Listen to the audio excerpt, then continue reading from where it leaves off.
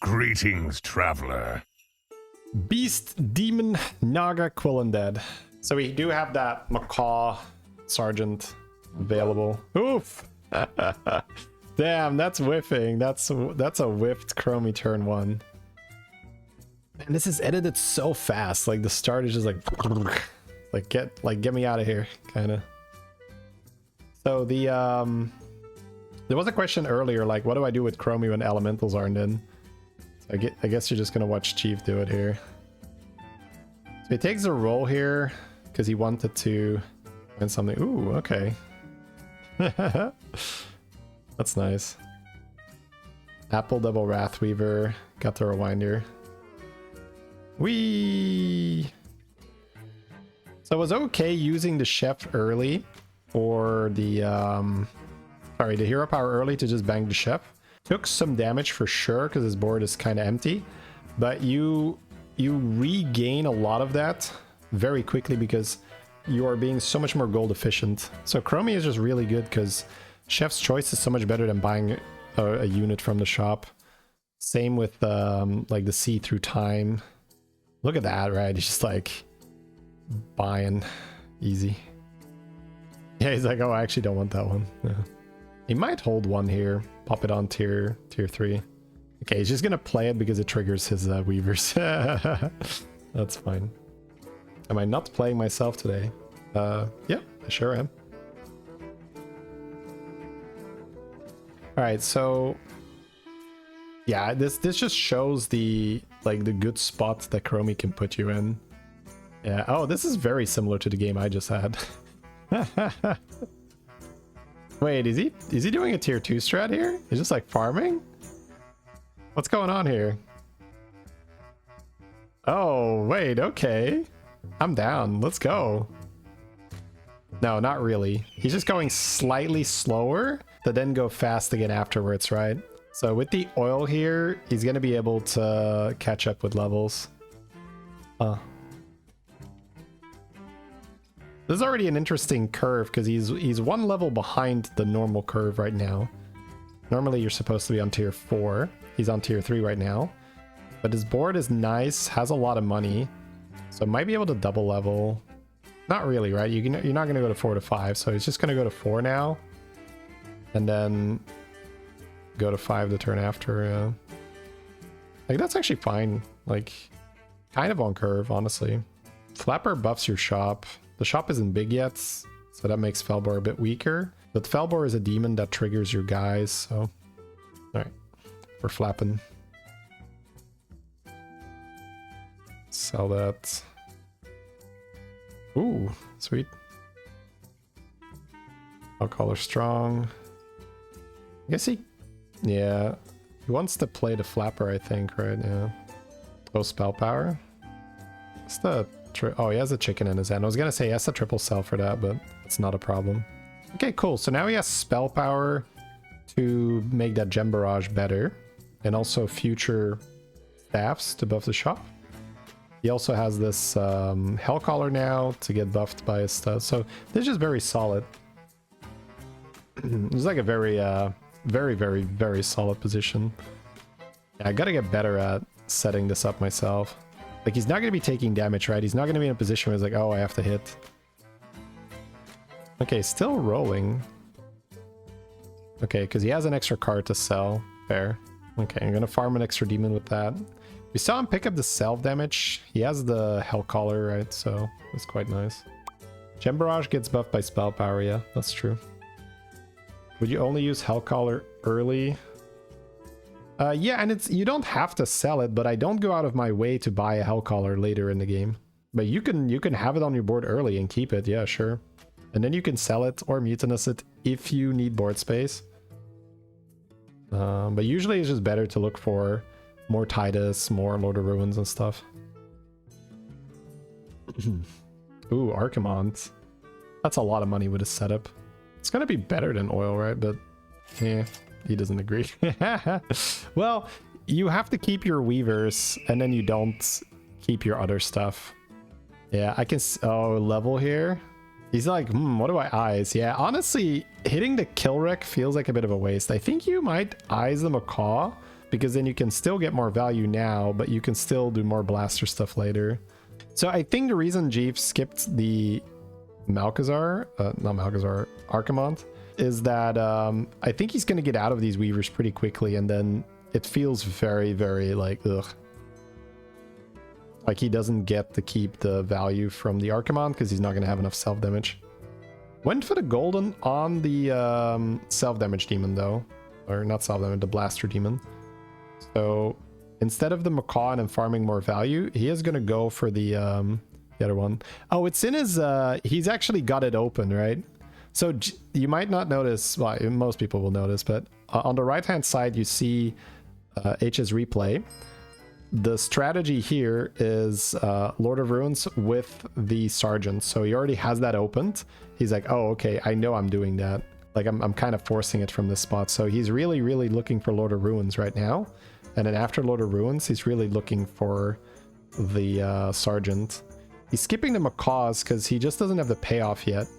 He first needs the Lord of Ruins before he can get a lot of value from having these macaws. Yeah, so he's using that to check for Lord of Ruins. Found the Sergeant in the shop. Yeah, Ruins here would be too perfect. Still buying the Sergeant though, right? That's almost, yeah, almost guaranteed. Excuse me. Alright. Soul Splitter is also really good. Yeah, he does keep the kill wreck, but might die here, yeah. So he's gonna get rather large on his Hellcaller. He's blasting. But yeah, no Titus, no Lord of Ruins. That hurts this so much. He's not going with shop buff, that's why no Archimonde. Well, Archimonde is money, and oil is also money. And Archimonde is more money than oil, but not if you're getting out of your Weaver. That was the point. They're both money, right? It's just which one is better money. Archimonde is better money if you have double Weaver, but not if you don't keep it. So, and he's trying to get Titus, he's trying to get Lord of Ruins. So you don't really have board space to keep that Weaver too long. Whereas the oil sticks with you the whole time. Yeah, he's gonna keep his soul. It's just gonna have the one death rattle now. And he is really like, he is really forcing this, but that's fair. He has a really good setup for it. Ooh, the demon here into the scope is amazing. The gold is also just about perfect, right? Yeah, percussionist. Oh my god, he's like, come on, where is it, bro? Bro, give me the ruins. Where is the ruins? Give me my ruin. Ah, there it is. Ting. All right. So now it's probably Weaver. Actually, Soul Rewinder. Well, oh, he's going out of that. Oh, because he has two. Sure. The Soul Splitter gets a lot worse once you introduce the Sergeant, because it might reborn the Sergeant. Okay, so the Sergeant is already at 36 health. Goes off again, 66. So he needs the Titus now, right? And then the Sergeant just keeps getting better and better and better. What I'm curious for is what is going to be his positioning, what is going to be his setup, so that he buffs the Sergeant, but at the same time also gets to trigger it. That's what I'm struggling with. Like, I haven't played the comp yet. I've been trying to. I really have. Okay, another Sergeant. Yeah. But in my mind, I'm thinking, okay, so I want to put the Sergeant on the board, and I want to farm a lot of stats. He skipped that, by the way. Looking for Titus real hard. Because you want this macaw to trigger the... Sorry, man. I'm not getting out of my words. You want this macaw to trigger the blaster, but then also the other guy. Okay, he's just gonna kill it here. Fair. So now this works. Oh no, wait, it doesn't. This Lord of Ruins just got... Oh my lord. I see we're back to coin flip gaming, huh? We are back to coin flip gaming. Oh no, not this again, bro. I just played a season where it was whoever went first with his chicken and stuff. Now it's just whoever goes first with the macaw. Not this again, please. So we lost there because the opponent went first and blasted our board. And if this is going to be a meta comp, which it definitely looks like it's going to be right now, because you haven't seen it in action yet. Well, some of you have, right? But for the people who haven't seen it in action yet, that was a very cheap golden touch, by the way. But he didn't want to take self damage. Okay, anyways, the We're gonna be rich. Reno, I think it's Reno now. Golden Lord of Ruins.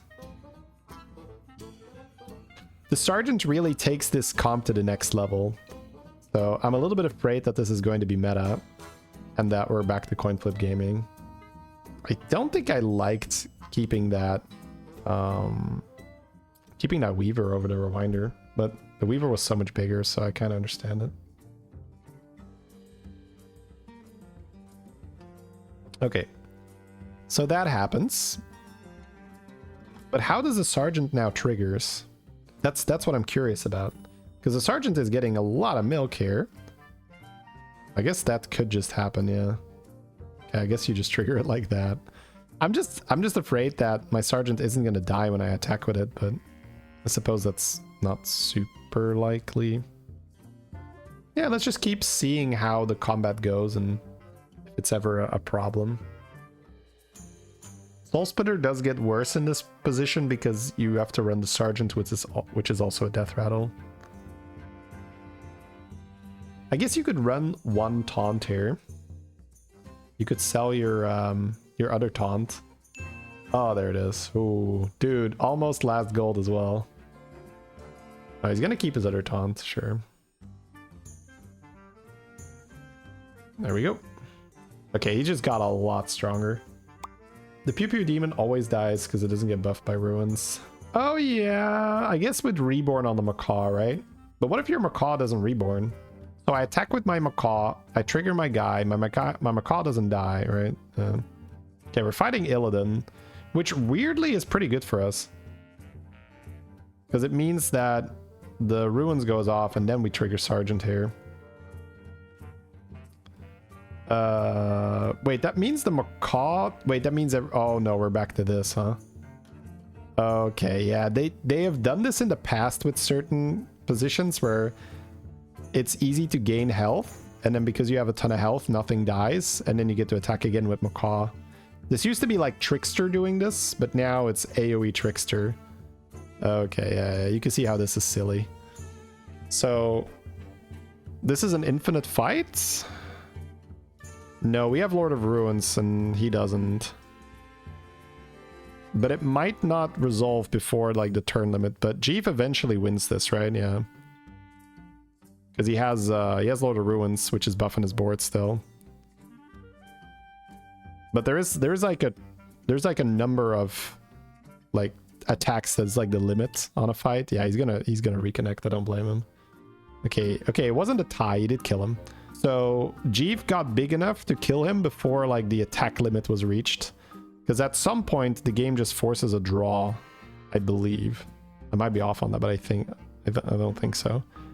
So at some point the fight is a draw, but Jeef killed him before the draw.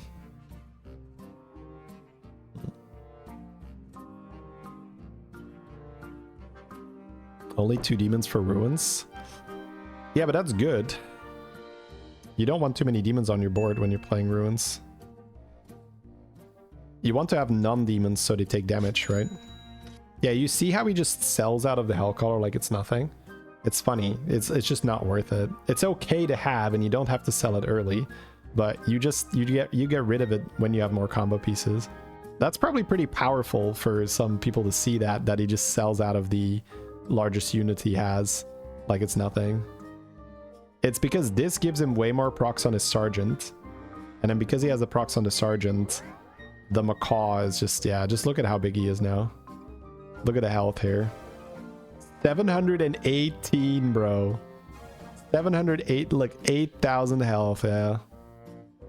That Hellcaller was the worst unit on his board, and it wasn't even close.